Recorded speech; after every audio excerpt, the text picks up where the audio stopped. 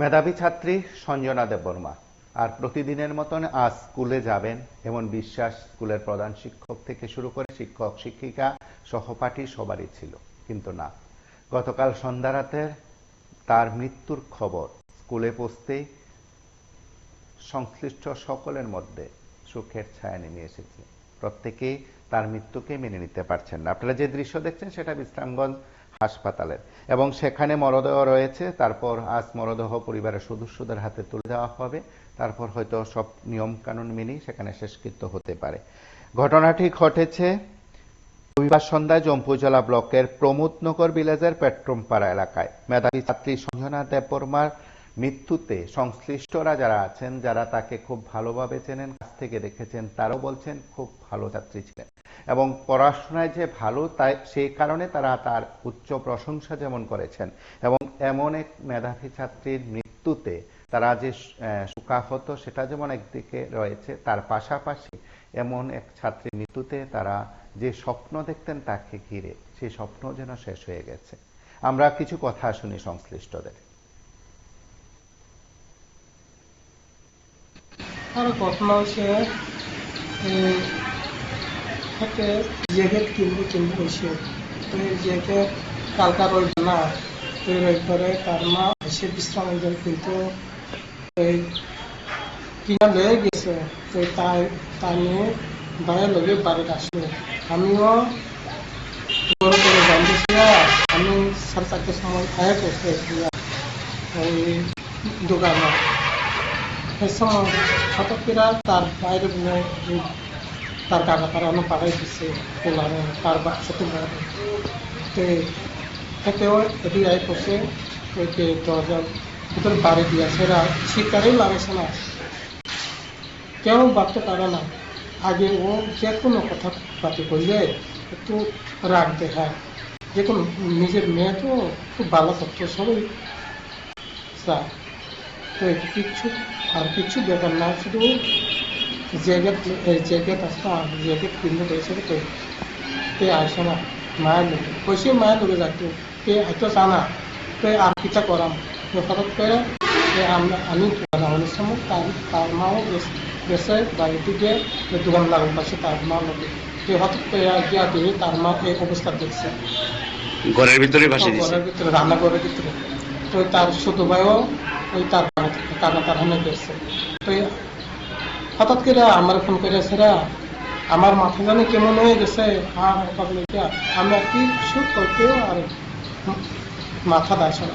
আমি পাগল মতন করে দৌড়ে পাইতে আনলাম। এর দূরে আপনার মেয়ের নাম কি আসলো? সঞ্জনা দেববর্মা। কোন ক্লাসে পড়তো? ক্লাস 9-এ পড়ে। কোন স্কুলে? প্রমোদনগর স্কুলে। আপনার নাম কি? এখন কি মানে মেয়ের দেহটা কি পোস্টমর্টম করে দিছেনি আপনারা তো এখনো? না, তারপর আইব কইছিল, আমি আসে না। ওই বেতারার পাঠাইছে থানা, আইব এখন আইলে করবো, তারা পোস্টমর্টম করবো। তারপরে আমরা হাতে টেবিলে দিই। আপনার এক মেয়ে? এক মেয়ে। আপনার ছেলের নাম কি? নিখিল দেববর্মা। কোন ক্লাস পড়ে? ক্লাস 2-তে পড়ে। আপনার বাড়িটা? বাড়ি প্রমোদনগর পেট্রোমপাড়া। কোন ব্লক? জম্পুজলা ব্লক। নিজের মায়ের তো সবাই ভালো করতে চায়, যে কোনো সময় মানে জ্যাকেট লইয়া, শীতের জ্যাকেট? হ্যাঁ, শীতের জ্যাকেট লইয়া মানে সেন্টিমেন্ট করছে। তার মাও লেগে গেছে বাজারে এসে। তো মায়েও একটু আছে, মনে করো মন থেকে কিছু খুললে পায় না। মানে জ্যাকেটটা বাইক লইয়া গেছে কিনা এর মা? কিনা লেগে গেছে। এর আগে দিয়ে লাইছে। আরে জ্যাকেটের লেগে না? আর একটা কমো। আমি গতকাল সন্ধ্যাবেলা হঠাৎ করে একটি খবর শুনতে পাই যে আমাদের প্রমোদনগর দ্বাদশ শ্রেণী বিদ্যালয়ের 9ম শ্রেণীর ছাত্রী সঞ্জনা দেববর্মা, পিতা দিনমজুর চিকন্না দেববর্মা, মারা গেছেন। কিন্তু কিভাবে মারা গেছেন, কেন মারা গেছেন সেই ব্যাপারে আমি ততটুক জানি না। কিন্তু আমি অতটুক জানি যে সে ছাত্রী বিদ্যালয়ের খুব ভালো ছাত্রী ছিলেন, পড়াশোনায় খুব ভালো ছিলেন। কেন মারা গেছে, কিভাবে মারা গেছে সেটা তো জানি না। পরবর্তী সময়ে সেটা খবর নেব আমরা। তবে সেই সঞ্জনা দেববর্মা মারা যাওয়াতে আমরা বিদ্যালয়ের এসএমসি কমিটি, বিদ্যালয়ের শিক্ষক শিক্ষিকা থেকে শুরু করে খুবই মর্মাহত যে এরকম একজন ছাত্রীকে আমরা প্রমোদনগর দ্বাদশ শ্রেণী বিদ্যালয় থেকে হারিয়েছি। কিন্তু সেই ব্যাপারটায় আমরা খুব দুঃখিত। আমি যতটুকু শুনতে পেরেছি যে মরদেহটি এখন পর্যন্ত বিশ্রামগঞ্জ প্রাথমিক স্বাস্থ্য কেন্দ্রে আছে।